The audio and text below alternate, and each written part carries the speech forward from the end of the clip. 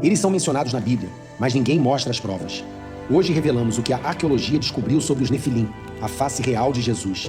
Você sabia que 73% dos seminários teológicos não ensinam sobre evidências arqueológicas? 68% das imagens de Jesus são historicamente imprecisas. 140 palavras foram removidas dos textos originais?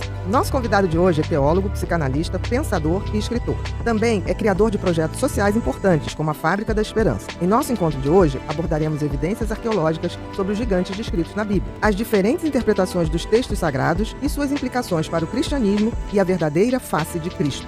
Com vocês, Caio Fábio. Alguma evidência histórica ou arqueológica que apoia a ideia de que criaturas descritas como gigantes realmente existiram? Sim, histórica, abundantemente. Você tem em todas as culturas do planeta. Isso é que é interessante, em todas as culturas do planeta. E numa época que não havia uma comunicação como existe hoje. É isso que é fantástico. Separado por mares. Não, por mares e não havia comunicação. De nenhuma natureza. Exatamente. Todas elas descrevem a mesma coisa. Todas elas. E aí seria cansativo começar a dizer todas elas, mas eu passo a vida estudando isso. Eu sei o que eu estou dizendo. Todas elas. Do ponto de vista histórico. Do ponto de vista arqueológico, olha, a época mais fértil dessas descobertas e escavações a respeito foram nos séculos XVIII e XIX. Logo depois surgiu o positivismo científico e isso tudo foi abafado como coisa que não deveria ser contada. Não existiu. Se a gente não falar, não existiu, deixa quieto. Não existiu. Deixa quieto, mas deixa quieto. Tem para todo lado e cada dia tem mais manifestação disso. No Velho Testamento da Bíblia, mesmo depois do dilúvio, você vê uma quantidade enorme de seres de estatura que chegavam a 5 metros, 4 metros e meio. Que não é compatível com nenhuma alteração genética para gigantismo. Seria anomalias que inviabilizariam a existência física dessas pessoas. Se fosse só gigantismo, não iam conseguir andar, não ia nada disso, como a gente acompanha pela ciência. Pois bem, nas colinas de Golã, de hoje, havia um rei, no passado chamado Og, rei de Bazã. Só um exemplinho bobo. A cama do cara tinha 5 metros de comprimento por 2,80 metros de largura, toda feita de ferro para aguentar o peso dele. No Velho Testamento, que os crentes gostam tanto de ir por causa do dízimo, da oferta, do sacrifício, da barganha, das leis horrorosas que eles dizem que gostam, mas não suportam, que são insuportáveis, está lotada desses seres mesmo pós-dilúvio. Porque em Gênesis 6, o grande dilúvio, que vem logo depois da última era do gelo, e é uma conjunção fenomenológica, não foi um aspecto só que produziu aquilo, eliminou uma quantidade enorme desses seres, mas você vê, depois de Noé, da própria descendência de Sem, que é onde vem a narrativa bíblica do Velho Testamento, uma quantidade muito grande de seres gigantes poderosos. Por exemplo, não haveria história de Israel sem Davi. E a história de Davi começa numa luta com um gigante de 3,5 metros, quase 4 metros de altura. E os outros 3 irmãos dele ainda eram maiores do que ele, o Golias. Então eu não vejo nenhum problema nisso.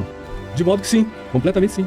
E tá lá, né? Tá escrito, né? Tá lá. E estão descobrindo, porque só em Göbekli Tepe, na Turquia, que para mim é o maior museu arqueológico do planeta hoje em dia, a Turquia. Tudo mais fica menor do que a Turquia.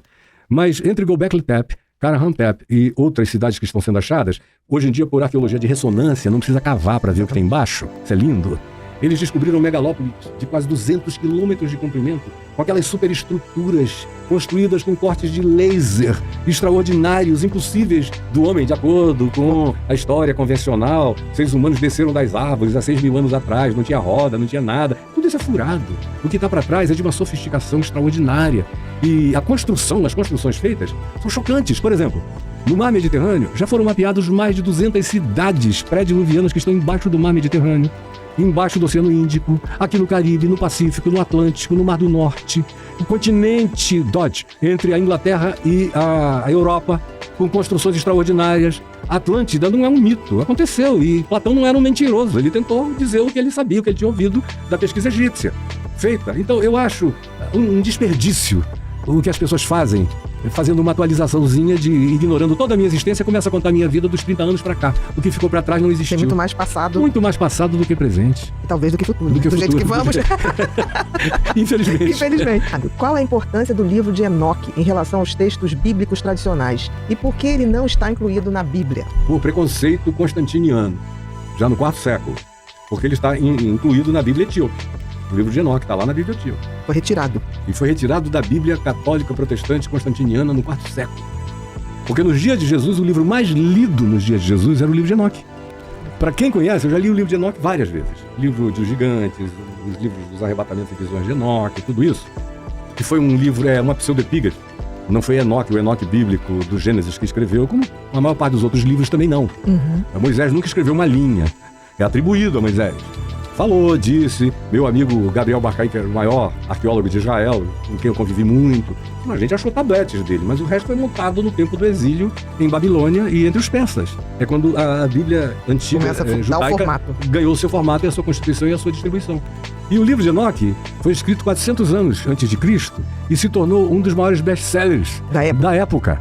E você, quando conhece bem o livro de Enoque, você vê a influência dele em Jesus. Jesus cita um monte de coisas que quem conhece o livro de Enoque sabe que vem do livro de Enoque. Paulo cita muitas coisas que vêm do livro de Enoque, até a cosmologia espiritual de Paulo, que diz que o paraíso está no terceiro, ele foi arrebatado ao paraíso e foi ao paraíso e tal e tal. No livro de Enoque, o paraíso é o terceiro céu.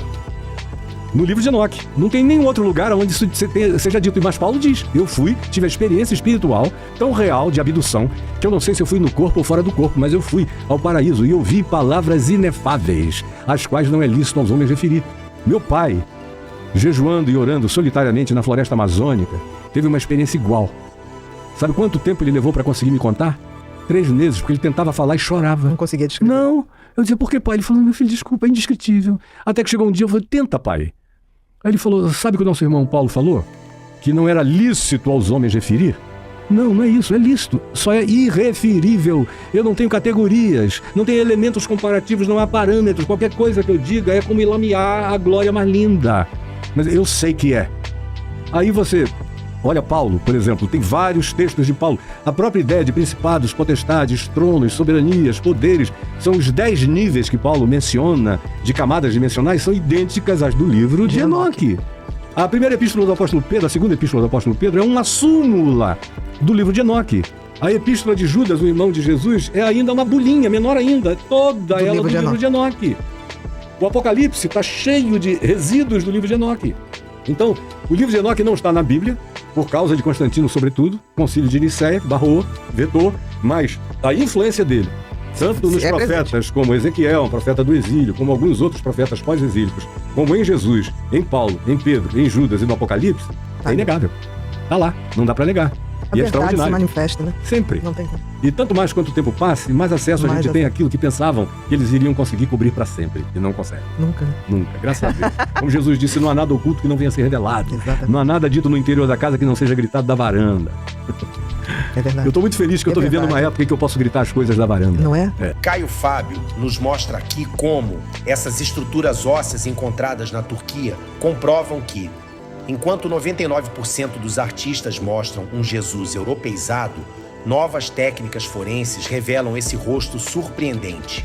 Aqui está como a religião distorceu o evangelho original. Você não precisa aceitar. Inscreva-se no canal e deixe seu like para mais conteúdo sem censura.